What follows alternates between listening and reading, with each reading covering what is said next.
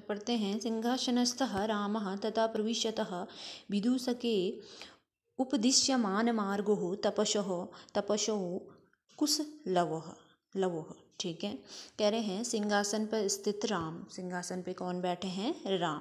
ठीक है, तथा उसके बाद प्रवेश करते हैं, ततः अर्थात इसके बाद, प्रविशतः अर्थात प्रवेश करते हैं, विदूषक द्वारा विदूषकेन उपदिश्यः मानमार्गोः, विदूषक द्वारा दिखाए जाते हुए तपस्सो लवकुशः। ठीक है, कुश लव, कुश और लव। इसके बाद राम सिंहासन पे बैठे हैं और विदूषक द्वारा मार्ग दिखाए जाते हुए तपस्वी कौन पहुँचते हैं? कुश और लव वहाँ पहुँचते हैं। ठीक है, विदूषकः इतः इतः आर्यो।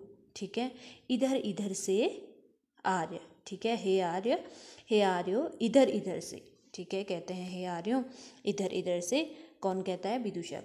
कुशलवः रामम उपसृत्य प्रणम्य च, राम के समीप जाकर, उपसृत्य अर्थात समीप जाकर उन्हें क्या करते हैं? प्रणाम करके। ठीक है, अपि कुशलम महाराजस्य, कि आप क्या हैं? क्या महाराज कुशल हैं? क्या महाराज कुशल हैं? उनसे क्या करते हैं? प्रश्न करते हैं। राम कहते हैं युष्मद् दर्शनात् कुशलम्यु, आपके दर्शनों से मैं क्या हूँ? कुशल हूँ। युष्मात् अर्थात आपके, दर्शनार्थ अर्थात दर्शनों से मैं क्या हूँ? कुशल हूँ। भवतो किम वयम अत्र कुशल प्रश्नस्य भाजनम एव न। ठीक है, वो कहते हैं, राम कहते हैं हम यहाँ आपकी कुशलता पूछने के पात्र हैं या नहीं। भवतो अर्थात आपकी, कुशलता के अत्र अर्थात यहाँ, कुशलता के प्रश्न पूछने के पात्र हैं या नहीं। ठीक है, एव है या नहीं। पुनरअतिथि जन समुचितस्य कंठाश्लेषस्य, परंतु अतिथियों को समुचित रूप से गले लगाने के पात्र हैं। परंतु हम अतिथियों को समुचित रूप से क्या करने के पात्र हैं? गले लगाने के। कंठा अर्थात गले, श्लेषस्य अर्थात लगाने के क्या है? पात्र हैं। परिविज्य गले लगाकर। ठीक है, परिविज्य अर्थात गले लगाकर। अहो हृदयग्राही स्पर्शः, अहो हृदयग्राही स्पर्शः, अरे क्या है? हृदय को छूने वाला स्पर्श है। ऐसा कौन कहते हैं? राम जी कहते हैं। ठीक है, उभो अर्थात दोनों, उभो अर्थात दोनों।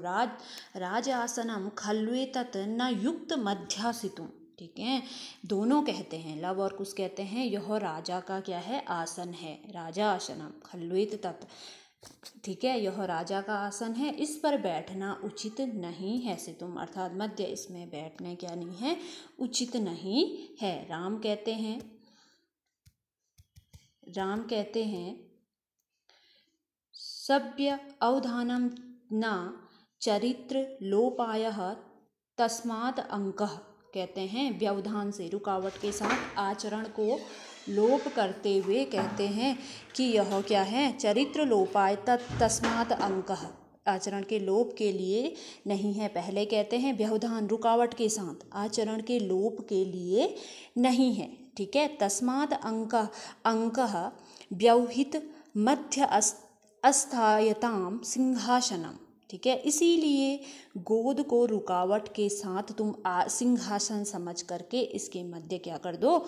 बैठ जाओ। लव और कुश को कहते हैं। ठीक है, दोनों क्या करते हैं? अंकम उपविशति। ठीक है, दोनों क्या हैं? गोद में बैठते हैं। लव और कुश दोनों कहाँ बैठते हैं? गोद में बैठते हैं। ठीक है, उभो दोनों। ठीक है, दोनों कहते हैं अनिच्छाम नाट्यत, अनिच्छा का अभिनय करते हैं। अब नाट्यत अर्थात अभिनय। ठीक है, हे राजन अलम मति दक्षिणयेन। ठीक है, हे राजन अत्यधिक कुशलता मत कीजिए। अलम का अर्थ होता है बस, अर्थात रहने दो।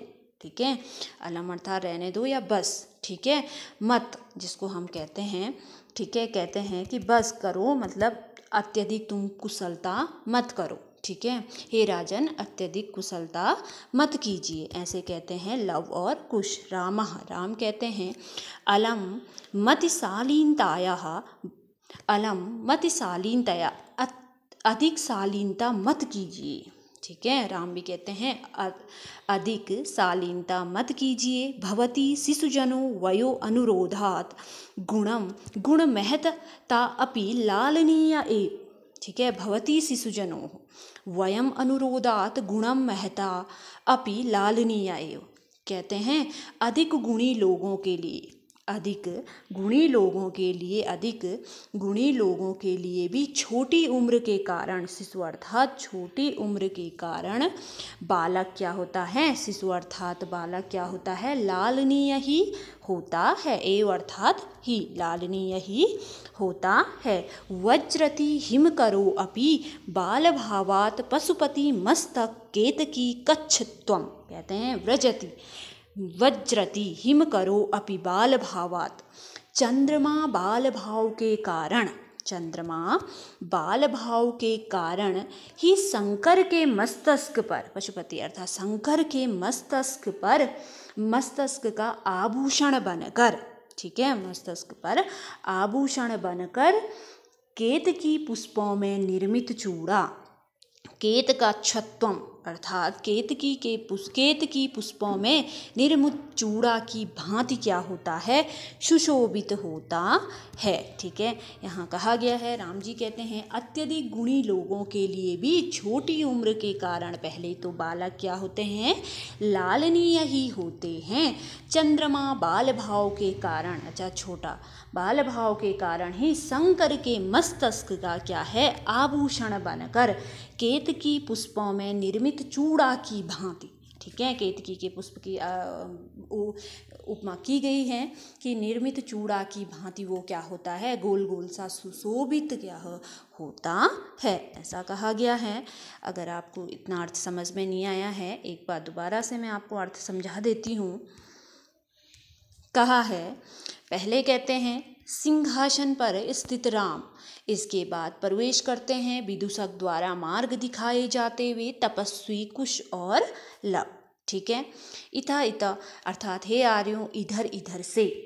फिर होता है कुश और लव कहते हैं राम के समीप जाकर प्रणाम करके, उनको प्रणाम करके अपि कुशलम महाराजस्य, क्या महाराज कुशल हैं। राम कहते हैं आपके दर्शनों से क्या हूँ, कुशल हूँ, युष्मा दर्शनात् क्या हूँ, मैं कुशल हूँ। भवतों की मैं अर्थात हम यहाँ आपकी कुशलता पूछने के पात्र हैं या नहीं, एव ना।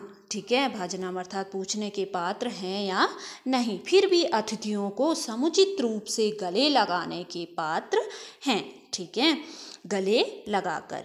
अहो हृदय ग्राही स्पर्श अर्थात हृदय को छूने वाला स्पर्श। फिर दोनों आते हैं, दोनों कहते हैं कि यह राजा का आसन है, इस पर बैठना उचित नहीं है। फिर राम कहते हैं कि व्यवधान रुकावट के साथ आचरण के लोप के लिए नहीं है, तुम क्या करो, इसीलिए गोद को रुकावट के साथ तुम क्या है, सिंहासन समझ करके इसमें क्या करो, बैठ जाओ। तो दोनों कहाँ बैठते हैं, राम की गोद में बैठते हैं। फिर दोनों अनिच्छा का अभिनय करते हैं, हे राजन अत्यधिक कुशलता मत कीजिए, अलम अर्थात मत। ठीक है, कि फिर राम कहते हैं अलम अतिशालीनता, अधिक शालीनता मत कीजिए। ठीक है, भवती अत्यधिक गुणी लोगों के लिए भी छोटे उम्र के कारण, ठीक है, बालक क्या होते हैं, लालनीय ही होता है। चंद्रमा बाल भाव के कारण ही, चंद्रमा बाल भाव के कारण ही क्या है, कारण ही शंकर के मस्तक का क्या है, आभूषण बनकर, मस्तक का आभूषण बनकर केतकी पुष्पों में निर्मित चूड़ा की भांति क्या हो रहा है, सुशोभित हो रहा है। आज हम इतना पढ़ेंगे, इससे आगे आपको दूसरे दिन समझाया जाएगा। घर में अभ्यास करोगे पढ़ने का, ठीक है, इससे आगे आपको दूसरे दिन समझाया जाएगा।